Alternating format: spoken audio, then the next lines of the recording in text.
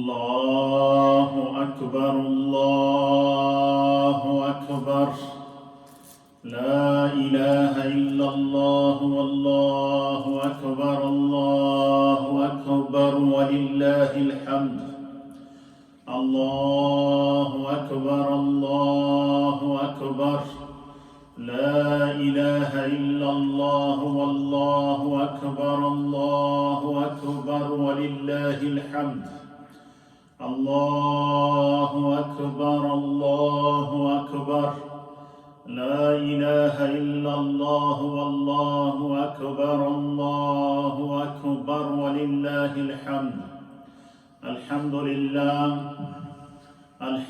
لله وحده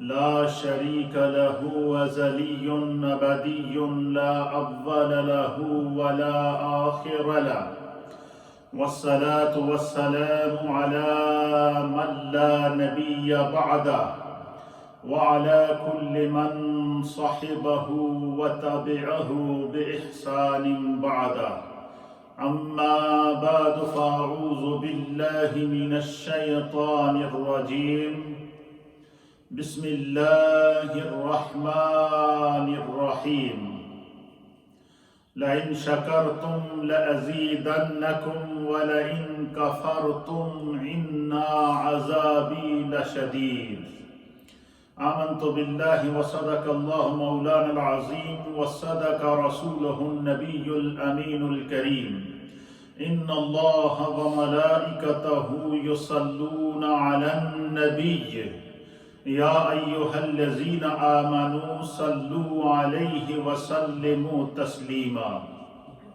اللهم صل وسلم على سيد الأنبياء والمرسلين وعلى آله الطيبين وأصحابه الطاهرين أجمعين الصلاة والسلام عليك يا سيدي يا رسول الله وعلى آلك وأصحابك يا سيدي يا حبيب اللہ۔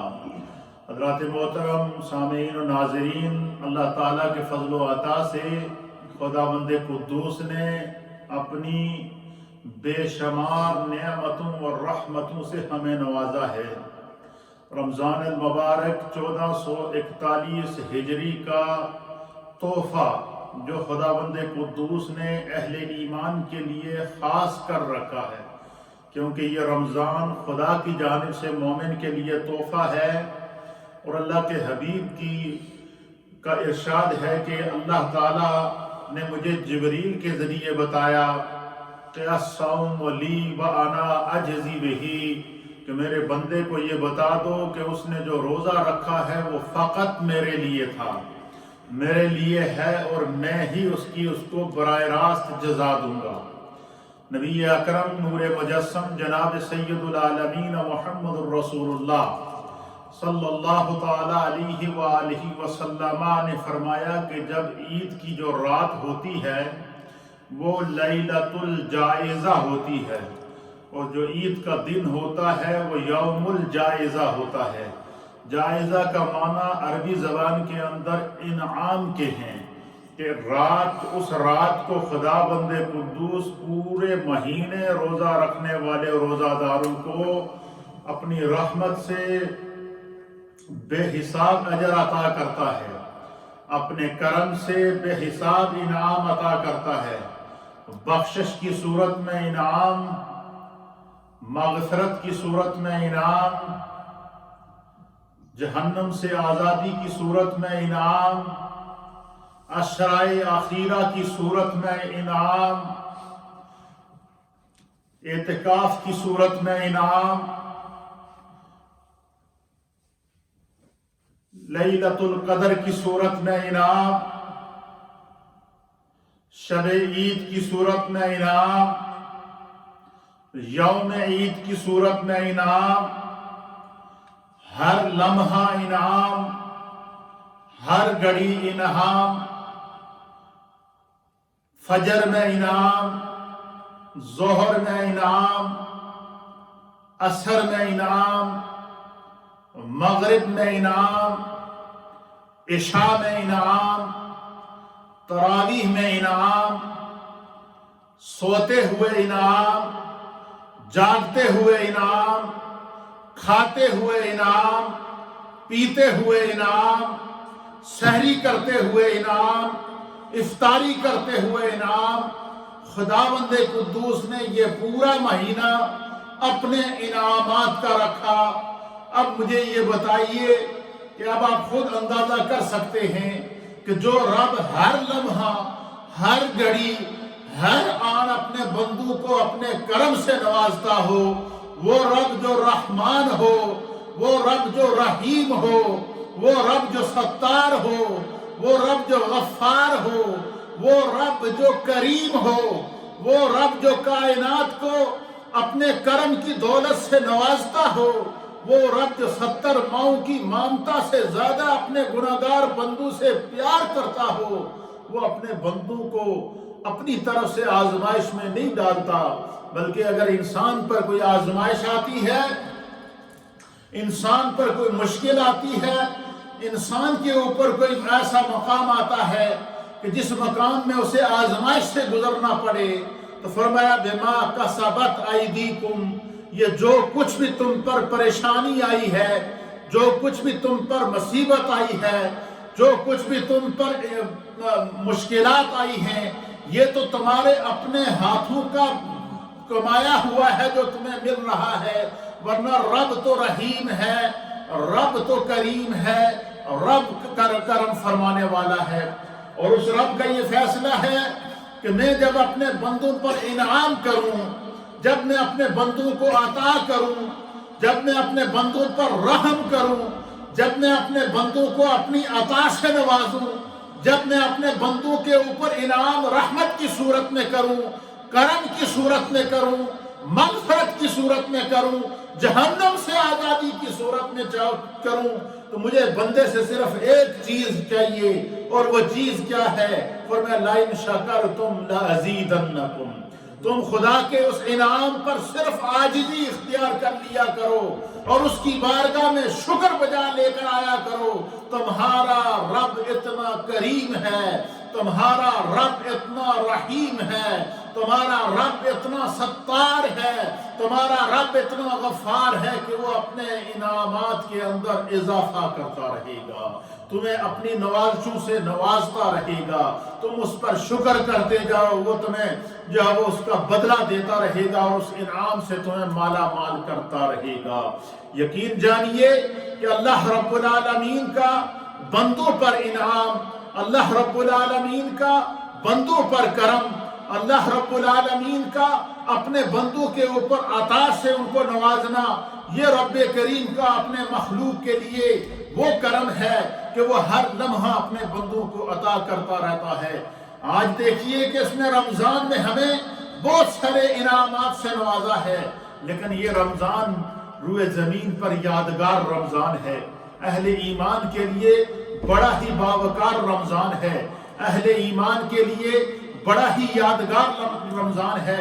और इसमें एक तरफ इनामात हैं तो दूसरी तरफ आजमाइश भी है, और वो आजमाइश ये है कि अल्लाह रब्बुल आलमीन की जानिब से कोविड-19 की सूरत में और कोरोना वायरस की सूरत में ये एक इंसानियत के ऊपर जो है वो एक आजमाइश है। लेकिन एक तरफ एक आजमाइश है और दूसरी तरफ बेहिसाब इनाम है। तो आप मुझे बताएं, हम इनाम लेने के लिए तो तैयार हैं, लेकिन आजमाइश जब आए तो फरमाया कि मेरे बंदू को फिर हर हाल में मेरा शुक्र भी अदा करना चाहिए, और जब आजमाइश आए तो उस पर भी राजी रहना चाहिए और सब्र करना चाहिए, और उससे बचने के लिए जो अल्लाह ने तदाबीर बनाई है उन तदाबीर को इख्तियार करना चाहिए। उसकी वजह यह है कि ये जिस दुनिया में हम रह रहे हैं, ये दुनिया आलम असबाब है, और आलम असबाब उस जगह को कहते हैं कि जिस जगह बंदा आ जाए तो उसे सबब इख्तियार करना पड़ता है। और सबब यह होता है कि दुनिया के अंदर रहते हैं, जैसे हम भूख लगती है तो खाना खाएंगे, ये सबब है। इसी तरीके से प्यास लगती है तो पानी पिएंगे, ये सबब है। इसी तरीके से जिस्म अगर नंगा है तो लिबास पहनेंगे, ये सबब है। इसी तरीके से अगर बारिश है तो उससे बचने के लिए घर के अंदर जाएंगे, ये सबब है। تو فرمایا جب بیماری آئے تو اس کے لیے دعا سبب بنایا ہے، دعا سبب بنایا ہے، صبر سبب بنایا ہے۔ اسی لیے اللہ کے حبیب علیہ السلام نے فرمایا کہ میں مومن کی قسمت پر فخر کرتا ہوں اور مجھے مومن کی قسمت پر ناز ہے کہ اسے جب خدا کوئی نعمت عطا کرتا ہے تو وہ اس پر شکر کرتا ہے، اور اس سے اگر کوئی نعمت چھن جائے تو وہ اس پر صبر کرتا ہے۔ خدا نے شکر میں بھی اجر رکھا ہے، اس نے صبر میں بھی اجر رکھا ہے، ہر حال میں مومن کے لیے اجر رکھا ہے۔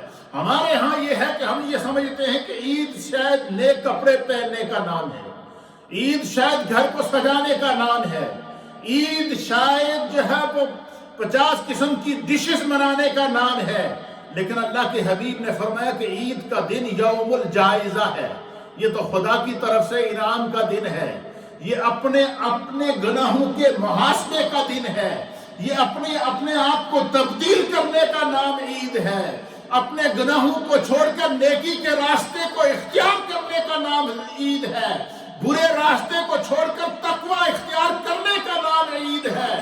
اور اہل ایمان کی عید کیسی ہوتی ہے، اور جن لوگوں نے عید کے دن کو یوم الجائزہ قرار دیا اور اس کا جائزہ لے کر بتایا کہ عید کس چیز کا نام ہے، انہوں نے پھر اس کا نقشہ کھینچا ہے۔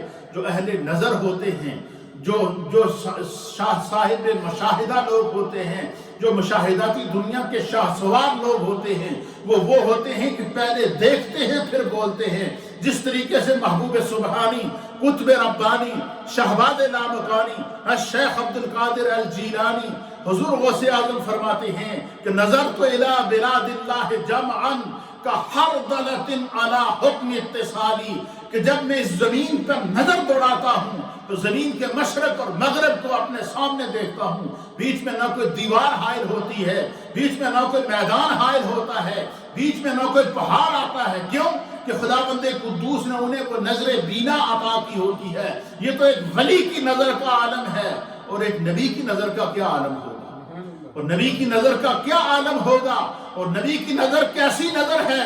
اللہ اکبر، میرے مصطفیٰ کھڑے ہیں، مدینے کے اندر زلزلہ آ گیا، مدینے کے اندر سورج کو گرن لگ گیا، سورج کو جب گرن لگا تو حضور علیہ السلام پر ایک خوف کی کیفیت طاری ہوئی، سرکار کھڑے ہو گئے، آپ نے اپنی چادر مبارک اپنے کندھے پہ ڈالی، مسجد نبوی میں آئے، بلال رضی اللہ تعالیٰ عنہ سے فرمایا کہ بلال منادی کر دو، صحابہ سے کہو گھروں سے نکلو، مسجد میں آؤ، خداوند کو یہ سورج گرن اللہ کے غضب اور آثار قیامت کی دعوت دے رہا ہے، یہ لمحہ گھروں میں بیٹھنے کا نہیں ہے، یہ تو خود خوف خدا کا لمحہ ہے، اللہ کی طرف بڑھنے کا لمحہ ہے۔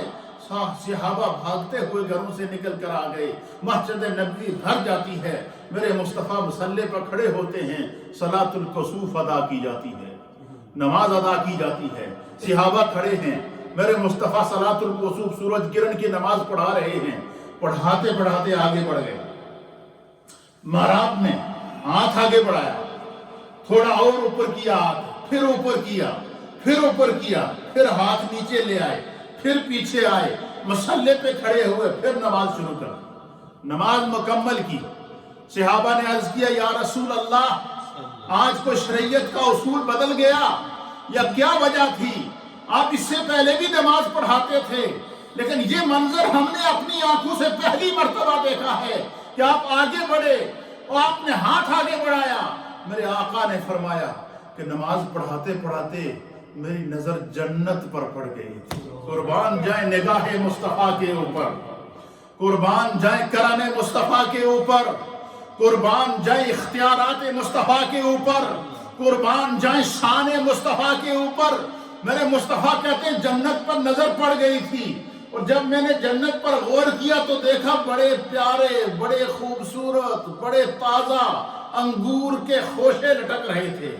دل آیا کہ ایک انگور توڑ کے تم سب کو کھلا دوں۔ کہتے میں نے ہاتھ آگے بڑھایا، میرا ہاتھ انگور کے خوشے تک پہنچ گیا تھا۔ پھر سرکار فرماتے ہیں کہ پھر میرے دل میں خیال آیا، یہ پھل تو میرے اللہ نے میری امت کے لیے جنت کے لیے غذا رکھی ہے، اگر میں جنت کی غذا کو تمہیں پہلے کھلا دوں تو شاید تمہارے دل کے اندر جنت کی قدر و قیمت کم ہو جائے، اس لیے میں نے تمہارے لیے جنت کے لیے اس کو بچا کے رکھا ہے۔ کہنے کا مقصد یہ ہے کہ میرے مصطفیٰ کریم کھڑے مصلی امامت کے اوپر ہیں، مسجد نبوی میں ہے، لیکن جنت بھی آپ کی نگاہوں سے دور نہیں ہے۔ حضور جہنم کے اندر جہنمیوں کے عذاب کو جلتے ہوئے دیکھ کر اس کی کیفیت کو بیان کیا کرتے تھے۔ سرکار زمین پر چلتے ہوئے قبرستان جاتے ہوئے رک جاتے ہیں، پھر ایک دم درخت کی ٹہنی کو توڑتے ہیں، 2 قبروں پر لگا دیتے ہیں، صحابہ پھر کھڑے ہو کر دعا مانگتے ہیں۔ صحابہ نے عرض کیا یا رسول اللہ آج کیا بات ہوئی؟ آپ اس قبرستان سے پہلے بھی گزرے تھے لیکن آج آپ یہاں سے گزرے ہیں، اس کی کیا وجہ ہے؟ اور آپ رک بھی گئے، پھر آپ کافی دیر یہاں پڑھتے رہے، پھر آپ نے 2 ٹہنیاں نکال کے اس کے اوپر ان قبروں پہ لگا دی۔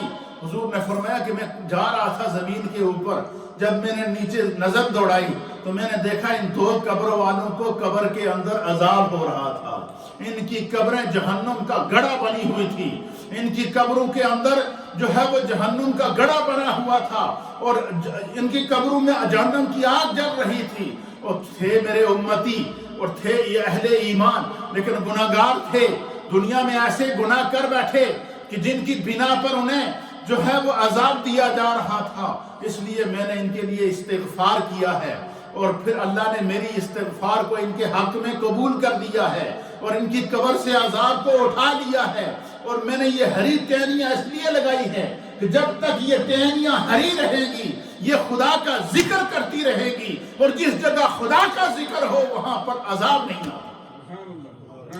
مجھے بتائیں کہ اگر درخت خدا کا ذکر کرے تو زمین کے اس حصے پر عذاب نہیں آتا، اور بندہ مومن اگر اپنی زبان کو ذکر سے تر کرے تو اس کے دل اور اس کے جسم کو کیسے عذاب ہو سکتا ہے؟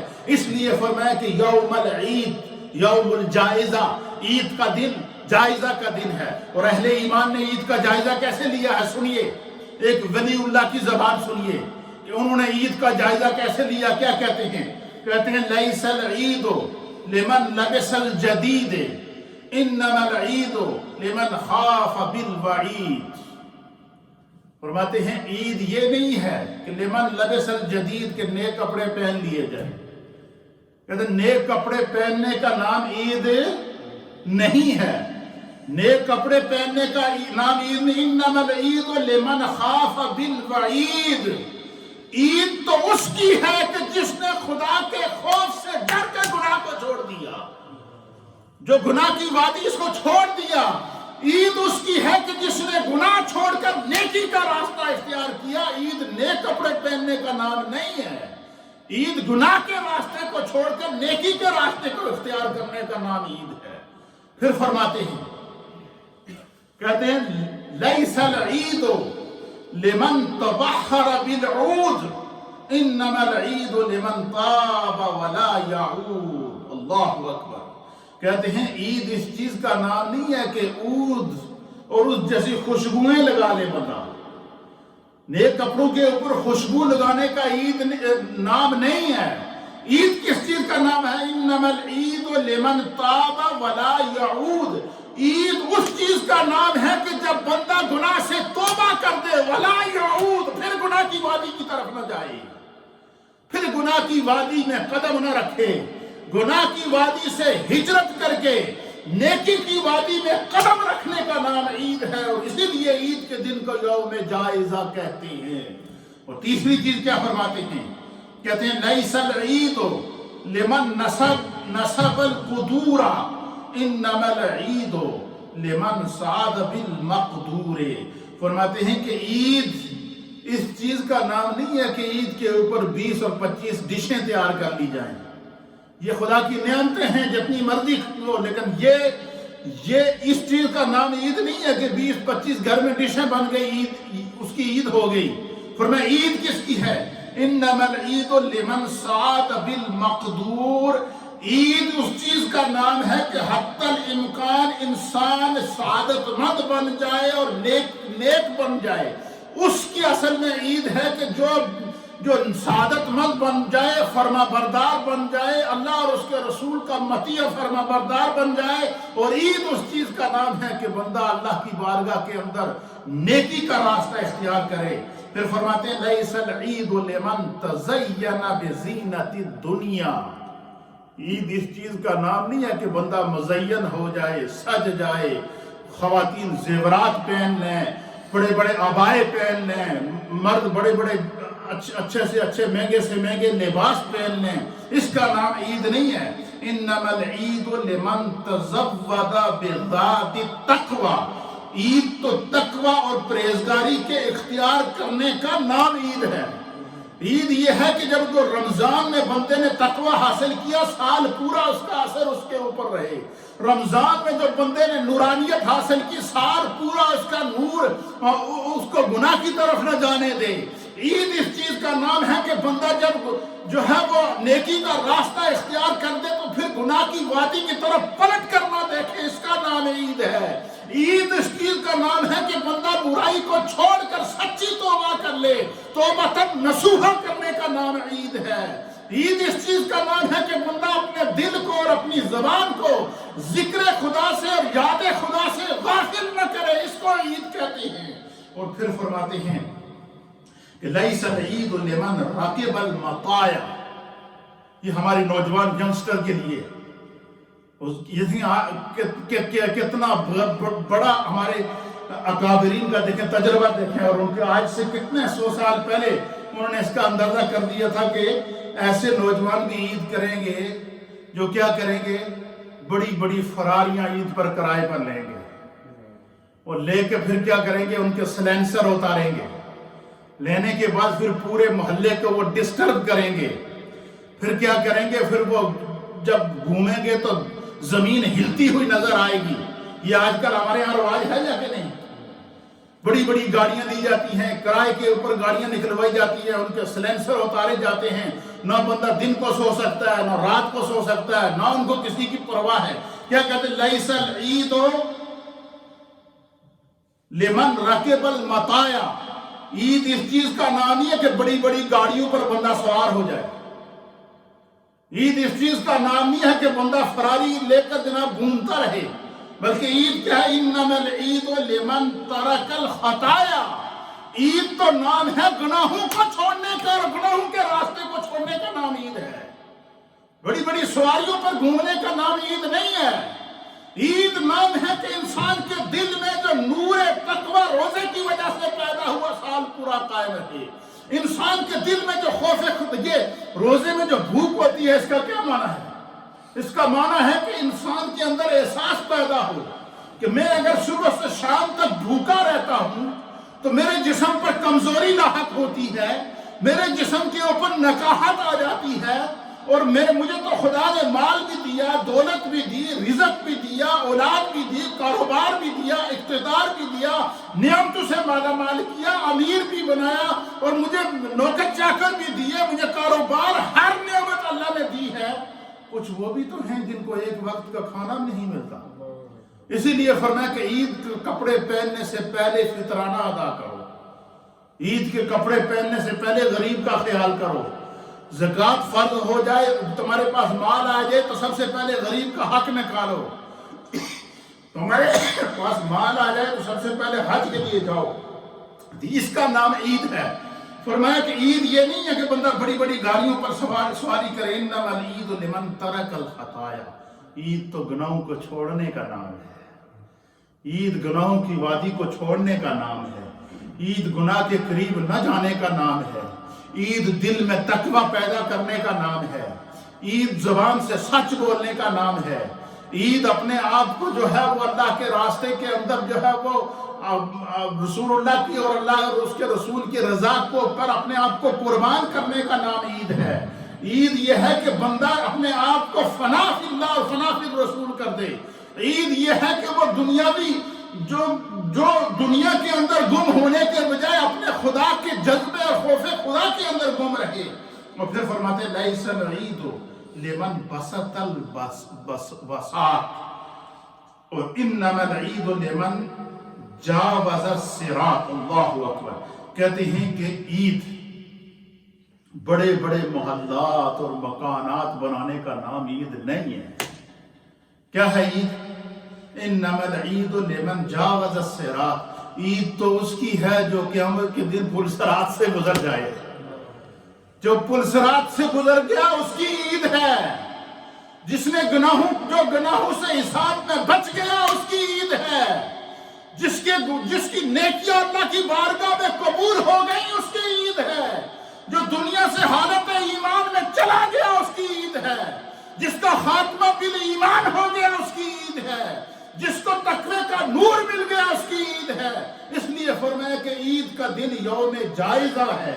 عید کے دن بندہ اپنا جائزہ لے، عید کے دن اپنے مال کا جائزہ لے، عید کے دن اپنی اولاد کا جائزہ لے، عید کے دن اپنے اخلاق کا جائزہ لے، عید کے دن اپنے کردار کا جائزہ لے، عید کے دن بندہ اپنی نشست اور برخاست کا جائزہ لے، عید کے دن بندہ سوچے کہ میری صحبت سے کوئی میرا خاندان پریشان تو نہیں ہے، میری غلط حرکتوں سے میرا معاشرہ پریشان تو نہیں ہے، میری غلط حرکتوں کی وجہ سے جو لوگ مجھے برا تو نہیں کہہ رہے ہیں۔ عید اپنے آپ کو تبدیل کرنے کا نام ہے۔ فرمایا عید نئے کپڑے پہننے کا نام نہیں، بڑی بڑی گاڑیوں میں گھومنے کا نام نہیں، 50 قسم کی ڈشز بنانے کا نام نہیں، بڑے بڑے مکانات اور محلات بنانے کا نام نہیں۔ فرمایا کہ اگر سب کچھ موجود ہے، بندے کے اندر تقوی کا نور بھی موجود ہے، تو پھر اس جیسا خوش قسمت تو ہے ہی کوئی نہیں۔ کیوں؟ اللہ تعالیٰ نے اللہ کے نبی حضرت داؤد علیہ السلام کو دنیا کی بادشاہت عطا فرمائی۔ اللہ نے اللہ کے نبی حضرت سلیمان علیہ السلام کو کائنات کی ہر شے کی بادشاہت عطا فرمائی۔ اللہ نے اللہ کے نبی حضرت ایوب علیہ السلام کو کائنات کی بادشاہت عطا فرمائی اور پوری چیزوں کا اختیار دے دیا۔ پھر ایک دن شیطان نے آ کر اللہ رب العالمین کی بارگاہ میں کہا کہ میں آپ کے بندے ایوب کا امتحان لینا چاہتا ہوں، ایوب کی آزمائش لینا چاہتا ہوں، لیکن میں نے بڑی کوشش کی ہے۔ شیطان نے کیا کہا اللہ کی بارگاہ میں کہ میں نے بڑی کوشش کی ہے کہ ایوب کو حق کے راستے سے ہٹا سکوں، لیکن اس کا تقوی اتنا مضبوط ہے کہ اس کے دائرے کے اندر میں جا ہی نہیں سکتا۔ اس کی نیکیوں کے اندر اتنی طاقت موجود ہے کہ میں اس طرف بڑھتا ہوں تو مجھے دھکے لگتے ہیں، میں ادھر نہیں جاتا ہوں۔ پھر اللہ نے فرمایا کہ پھر میرے پاس کیا تلاش کرنے آیا ہے؟ پھر شیطان نے اللہ کی بارگاہ میں کہا کہ بار الہ میں آپ کی بارگاہ میں اس لیے آیا ہوں کہ آپ مجھے اختیار دیں ایوب کے جسم پر قابو پانے کے لیے، حضرت ایوب کے جسم پر قابو پانے کے لیے اختیار دیں۔ اور پھر میں دیکھتا ہوں آپ کہتے ہیں کہ میرا ایوب بڑا صابر ہے، میرا ایوب اچھا وجہ کیا تھی کہ حضرت ایوب علیہ السلام کو اللہ نے کائنات کی بادشاہت عطا فرمائی۔ بڑی بڑی زمینیں ہوتی تھی، بہت نبیوں میں سب سے بڑے زمیندار نبی حضرت ایوب علیہ السلام تھے۔ بڑی بڑی زمینیں تھی، گھوڑے تھے، گائے تھی، اونٹ تھے، بڑے اس دور کے اندر دولت کے جتنے ذرائع تھے اللہ نے سارے حضرت ایوب کو عطا کیے۔ ایک دن شیطان نے کیا کیا کہ ایک ان کا جو گھوڑوں کا استبل تھا جس کے اندر ہزاروں کی تعداد میں گھوڑے تھے، شیطان نے رات کو جا کر اس کو آگ لگا دی اور وہ اس کے اندر جتنے گھوڑے تھے سارے کے سارے جل گئے۔ کیا ہو گئے؟ سب کے سب گھوڑے جل گئے۔ پھر شیطان انسانی شکل میں روپ دار کر ان کے پاس گیا اور کہا کہ مجھے بڑا افسوس ہے جی، بڑا آپ کے ساتھ ظلم ہو گیا اور یہ دیکھو آپ کے گھوڑے مال سارا ضائع ہو گیا۔ تو آپ نے فرمایا کہ میرے ساتھ ظلم ہو گیا؟ کیا ظلم ہوا جی، اتنا آپ کا نقصان ہوا؟ حضرت ایوب نے کہا یہ تو میرا مال تھا ہی نہیں، یہ تو خدا کا دیا ہوا مال تھا، اس نے جب تک چاہا میرے پاس رکھا، جب اس کو منظور نہیں تھا اس نے واپس لے لیا۔ بڑا مایوس ہوا۔ پھر اس نے ایک دن نیا حربہ استعمال کیا۔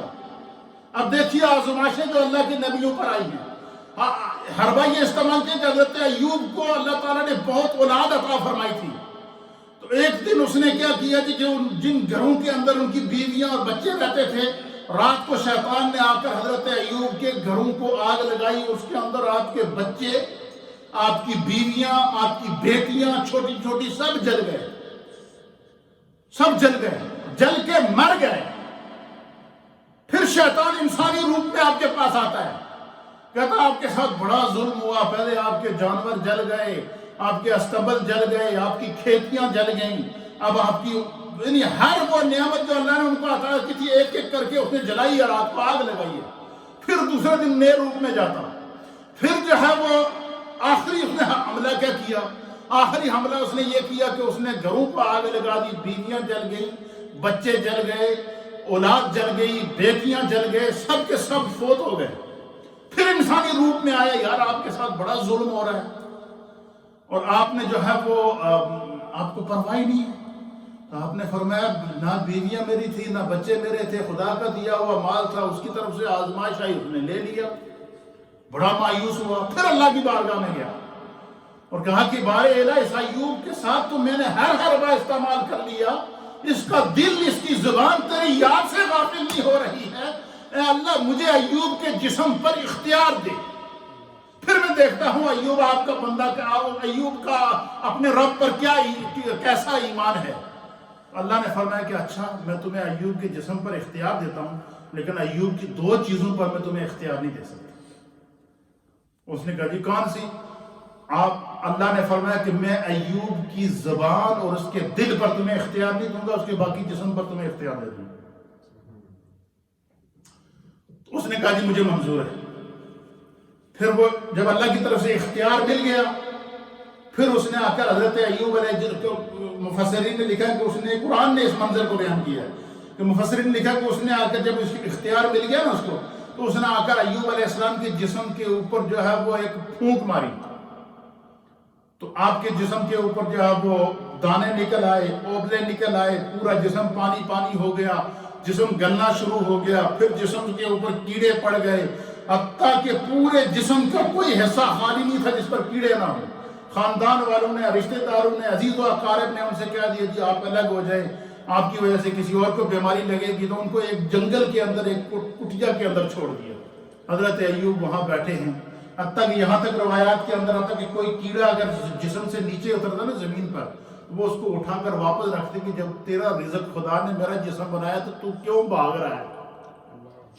شیطان اس منظر کو دیکھ کر خود کانپ رہا ہے کہ یہ کیسا بندہ ہے، اور فرمایا کہ اتنی تکلیف گزرنے کے بعد حضرت ایوب کا جسم گل گیا، جسم کے اوپر صرف ہڈیاں رہ گئی اور ہڈیوں کے اوپر وہ رگیں تھی جن کے اندر خون چلتا تھا، باقی جسم سارا گل چکا تھا۔ اور فرمایا کہ یہ ایک لمحے کے لیے بھی اس تکلیف میں بھی حضرت ایوب کی زبان ذکر سے غافل نہیں ہوئی، ایک لمحے کے لیے بھی حضرت ایوب علیہ السلام کا دل خدا کی یاد سے غافل نہ ہوا۔ پھر جب شیطان نے جناب اللہ کی بارگاہ میں عرض کیا کہ بارے الہ میں ایوب سے بے بس ہو چکا ہوں، اتنا کچھ کرنے کے باوجود پھر بھی اس کی زبان تیری یاد سے اور اس کا دل تیری یاد سے ایک لمحے کے لیے بھی غافل نہیں ہوا۔ تو جب پھر اللہ تعالیٰ کی بارگاہ میں انہوں نے دعا کی حضرت ایوب نے کہ بارے الہ اگر تو اس حال میں خوش ہے تو میں بھی اس حال میں خوش ہوں، مجھے تیری خوشی چاہیے۔ بس یہ جب دعا کی نا، اب یہ کہتے ہیں نا آج کرونا وائرس کا کوئی علاج نہیں ہے، کرونا وائرس کا علاج قرآن کہتا ہے دعا ہے، سچے دل سے مانگ کر تو دیکھو۔ اس لیے حضور علیہ السلام نے فرمایا کہ جب کوئی بھی بیماری آئے، ناگہانی آفت آئے، لا علاج بیماری آئے تو پڑھ لیا کرو بسم اللہ الذی لا یضر مع اسمہ شیء فی الارض ولا فی السماء وہو السمیع العلیم۔ اب جب دعا کی نا اللہ نے فرمایا ارکض برجلک، اے میرے ایوب اب ذرا اپنے پاؤں کو زمین پر مار۔ یہ قرآن کی آیت آپ کو سنا رہا ہوں، ارکض برجلک۔ یہ کون سی سورت کی آیت ہے جی؟ سورہ صاد، ارکض برجلک ھذا مغتسل بارد وشراب۔ اللہ نے فرمایا کہ اے میرے ایوب ایک لمحے کے لیے بھی اپنے زبان اور اپنے دل کو اپنے رب کی یاد سے غافل نہ کرنے والے ارکض برجلک، اپنے پاؤں کو زمین پر مار۔ جب حضرت ایوب نے پاؤں زمین پر مارا نا تو قرآن کہتا ہے کہ ان کی پاؤں کی ایڑی کے نیچے سے خدا نے پانی کا چشمہ نکالا، پانی کا چشمہ نکالا۔ پھر اللہ نے فرمایا کہ اس پانی کو پیو اور اس پانی سے غسل کرو، پھر تو دیکھ کہ تیرا رب تمہیں کیا انعام دیتا ہے۔ حضرت ایوب نے اس پانی کو پیا، اندر کی جتنی کمزوری تھی سب اسی وقت ختم، اس پانی کو جب جسم پر ڈالا، جسم جو گل چکا تھا اس کے اوپر تازہ گوشت آنا شروع ہو گیا، ہڈیاں تازہ ہونا شروع ہو گئیں، رگوں کے اندر نئی جان آنا شروع ہو گئی۔ حضرت ایوب علیہ السلام کو خدا بند قدوس نے 30 سالہ نوجوان کی دوبارہ جوانی عطا فرمائی۔ حضرت ایوب کی بیوی آپ کی خدمت میں لگی رہتی تھی ہر وقت، وہ کہیں گئی ہوئی تھی، جب واپس آئیں تو انہوں نے دیکھا کہ وہ کٹیا خالی ہے جہاں حضرت ایوب بیٹھے تھے، اور سامنے ایک نوجوان بیٹھا ہے، بڑا حسین و جمیل 30 سال کا نوجوان۔ آپ بڑی اندر جھانکی، حضرت ایوب اس کو دیکھ کے مسکرا رہے ہیں، اور آپ اندر جھانکی، بار بار آئے، پھر کہا کہ نوجوان یہاں اللہ کے نبی ایوب تھے، ان کو تم نے دیکھا ہے کدھر گئے؟ اور فرمایا کہ خدا تمہاری خیر کرے، ان کی شکل تم سے ملتی ہے۔ یعنی بیوی بھی پہچان نہیں سکی کہ خدا نے دوبارہ نئی زندگی، نئی جوانی عطا فرمائی تھی۔ اس لیے فرمایا کہ جب بندہ شکر کرتا ہے، بندہ نیکی کا راستہ اختیار کرتا ہے، یہ اللہ ہمیں رمضان دیتا ہے کیوں؟ تاکہ ہم اپنے گناہوں کا کفارہ ادا کر سکیں۔ اللہ نے ہم پر کرم کیا کیوں؟ تاکہ بندہ خدا کی یاد کی طرف غافل نہ ہو۔ اس لیے میرے دوستو، میرے بزرگوں، اور جتنے بھی ناظرین مجھے اس وقت دیکھ رہے ہیں، عید کا دن یوم جائزہ ہے، اور جائزہ کیا ہے؟ گناہوں سے ہجرت کر کے نیکی کے وادی میں آنے کا نام عید ہے، باطن کو پاک کرنے کا نام عید ہے، تقوی کو اختیار کرنے کا نام عید ہے، دلوں سے نفرت مٹانے کا نام عید ہے، دلوں سے کدورت مٹانے کا نام عید ہے، دلوں کے اندر سے کینے کو ختم کرنے کا نام عید ہے۔ آج ایک صرف کورونا وائرس کی وجہ سے تھوڑی سی ہم پر آزمائش آئی، اور میں نے دیکھا کہ لوگ نافرمانی کی طرف جا رہے ہیں۔ کورونا وائرس آیا تو ہمیں اس سے سبق حاصل کرنے کے بعد ہماری مارکیٹوں میں جو چیز 50 پاؤنڈ کی تھی وہ 500 پاؤنڈ کی ملنا شروع ہو گئی۔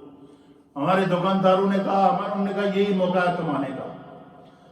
اس حد تک جب انسان کا ضمیر بھر جائے تو مجھے بتائیں کیا اس پر عذاب تو آئے گا؟ اس لیے یہ جو عید کا دن ہے، یہ بخشش کا دن ہے، انعام کا دن ہے۔ انعام کا معنی یہ نہیں ہے کہ ہم بس کھاتے پیتے رہیں، نئے کپڑے پہنتے رہیں اور کچھ نہیں۔ انعام کا معنی یہ ہے کہ ہم یہ عہد کریں کہ سال بھر ہماری کوئی نماز قضا نہ ہو، اس کا نام عید ہے۔ عید کے دن ہم عہد کریں کہ ہمارے دل کے اندر تقوی کا نور ہو، عید کے اندر ہم عہد کریں کہ ہمارا دل اور ہماری زبان خدا کے ذکر اور اس کی تسبیح سے تر ہو۔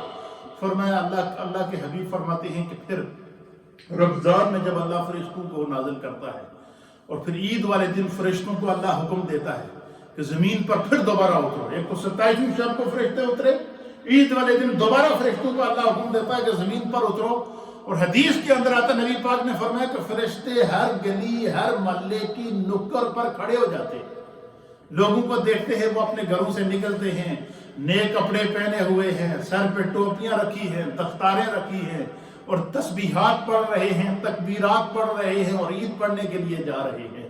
فرمایا کہ اللہ تعالیٰ کی بارگاہ میں جب فرشتے واپس جاتے ہیں تو اللہ ان سے پوچھتا ہے، میرے بندوں نے کیا کیا؟